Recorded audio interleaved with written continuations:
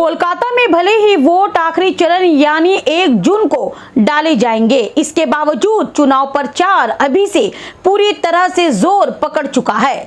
दक्षिण कोलकाता से सीपीआईएम कांग्रेस गठबंधन की उम्मीदवार सायरा शाह हलीम ने चुनाव प्रचार में पूरी ताकत झोंक दी है।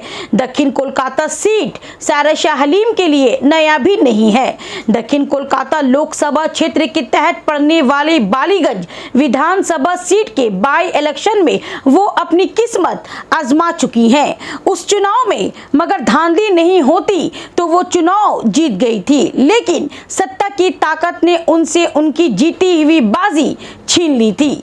अब सायरा शाह हलीम लोकसभा चुनाव में मैदान में है, जमकर चुनाव प्रचार कर रही हैं। लोगों का भी अच्छा समर्थन उन्हें मिल रहा है। सीपीआईएम समेत तमाम लेफ्ट पार्टी और कांग्रेस के कार्यकर्ता और समर्थक बेहद जोश में हैं और कंधे से कंधा मिलाकर उनके लिए प्रचार कर रहे हैं।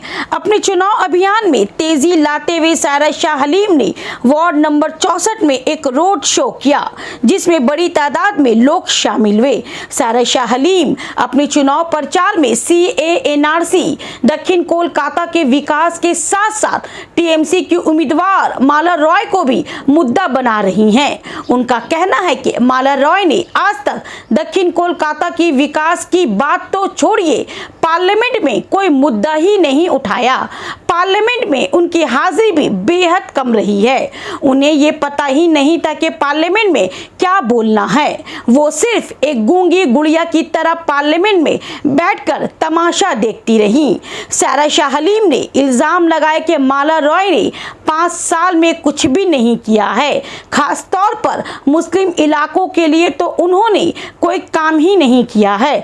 वो भी ममता बनर्जी की तरह मुसलमानों को बेवकूफ बना रही हैं। इफ्तार पार्टी और ईद की नमाज के वक्त सर पर चादर डालकर पहुंच जाती हैं और ऐसा जताती हैं कि उन्होंने मुसलमानों पर एहसान कर डाला है। सायरा शाह हलीम ने लोगों से उनसे एक बार मौका देने की अपील करते हुए कहा कि अगर CAA-NRC को रोकना है, दक्षिण कोलकाता का विकास करना है, अपने सियासी और समाजी मुद्दों को पार्लियामेंट तक पहुंचाना है तो एक बार उन्हें मौका जरूर दे। उन्होंने कहा कि दक्षिण कोलकाता में बीजेपी का कोई वजूद नहीं है। बालीगंज बाय इलेक्शन में वो ये बात साबित कर चुके हैं। नरेंद्र मोदी ने जिस तरह मुसलमानों को घुसपैठिया कहकर गाली दी है, उसका जवाब इस चुनाव में बीजेपी को जरूर मिलेगा। नरेंद्र मोदी जी ने माइनॉरिटीज को घुसपैठिया बोला है। आवाज एक नहीं है पार्लियामेंट में।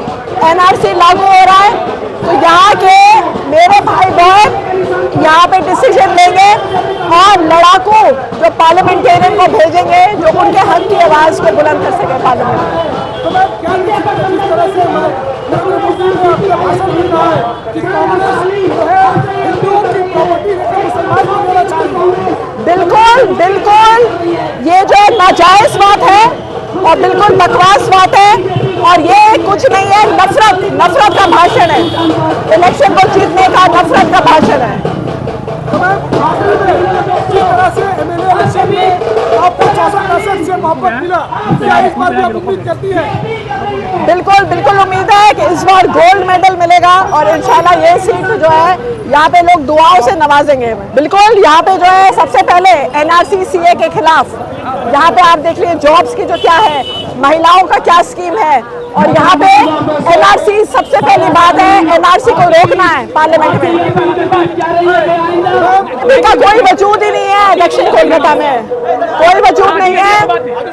बालीगंज में हमने उदाहरण दे चुका है कि भारतीय जनता पार्टी का कोई वजूद ही नहीं है। इधर एहसास हो रहा है और मेरे भाई बहन, मुझे पूरी उम्मीद है मेरे भाई बहन यहाँ से जरूर इंशाल्लाह जिताएंगे। उनको पता है कि पहले भी जिताए थे और इस बार भी मैं उनकी आवाज इंशाल्लाह बुलंद करूंगी पार्लियामेंट में। NRC CA के खिलाफ, घुसपैठिया जो गाली दी है उसके खिलाफ। दुआएं दी है उनने और उनकी दुआएं मेरे साथ है और इंशाल्लाह हम लोग ये इलेक्शन जरूर जीतेंगे। आवाज चाहिए पार्लियामेंट में। घुसपैठियों का ये जो गाली दी है उसका जवाब देना है, मुंह तोड़ के गालियां मिली हैं उन सब का हम लोग जवाब देंगे पार्लियामेंट में। साबित हो रहा है कि भारी वोटों से सायरा शाह हलीम जीतेंगी। इससे पहले भी सायरा शाह हलीम भारी वोटों से जीती थी।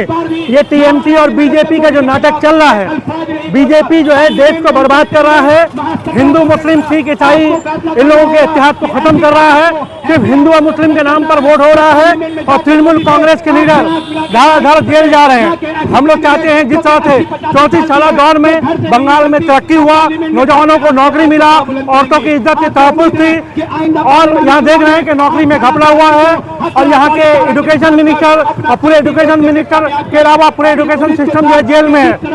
आपके इसके अलावा फूड मिनिस्टर जेल में है। यानी कोई भी ऐसा एमएलए एमपी काउंसिलर नहीं है जो जेल की हवा खाकर आ रहा है। हम लोग चाहते हैं कि नौजवान के नौकरी हो।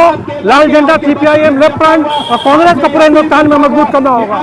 कांग्रेस जो है उतरी है और सीट पूछताछ कर रहा है जहाँ कांग्रेस पार्टी खड़ी हुई है, और हमारे जहाँ उम्मीदवार हैं वो लोग हम लोगों को वोट दे रहेंगे। देखने मिलेगा। हम लोग जब कैंपेन कर रहे हैं, जिस तरह लोगों में उल्लास है, जोश है, लोग कह रहे हैं कि सायरा शाह हलीम इस बार जरूर कामयाब होंगे। क्या लग रहा है कि इस बार कांग्रेस ने मिलकर लोगों को एक मैसेज दिया कि वापस आ रहे हैं आप लोग?